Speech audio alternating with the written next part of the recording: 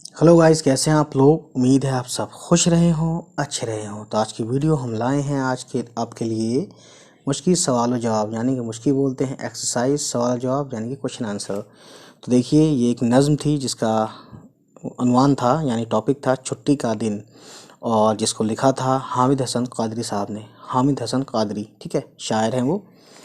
और देखिए, सवाल नंबर 1 है, शायर ने छुट्टी के दिन को बच्चों को क्या मशवरा दिया है।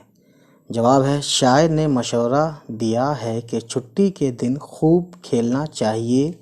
खेलने से बच्चे तेज़ हो जाते हैं, सुस्त नहीं रहते, है ना। तो इसमें थोड़ा सा एडिशन भी कर सकते हैं आप, डजेंट मैटर, ठीक है। सवाल नंबर 2 है, खेल हमारे लिए क्यों ज़रूरी है। तो जवाब है गाइस, खेलने से बच्चे तंदुरुस्त रहते हैं, जहन तेज़ हो जाता है और जिस्म चुस्त। इसलिए पढ़ने के साथ साथ खेलना ज़रूरी है, ठीक है। उसके बाद गाइस सवाल नंबर 3 है, इल्म से दिमाग किस तरह रोशन होता है। तो गाइस जवाब है, जिस तरह तेल डालने से चिराग रोशन होता है, इस तरह इल्म हासिल करके भी दिमाग रोशन हो जाता है। क्योंकि इल्म से इंसान वो बातें जान लेता है जिसका उसे पहले इल्म नहीं होता, या उसको जिसका उसे पहले से मालूम नहीं होता, ठीक है ना। सवाल नंबर 14 है, शायर ने किन चीज़ों से गाफिल ना रहने को कहा है।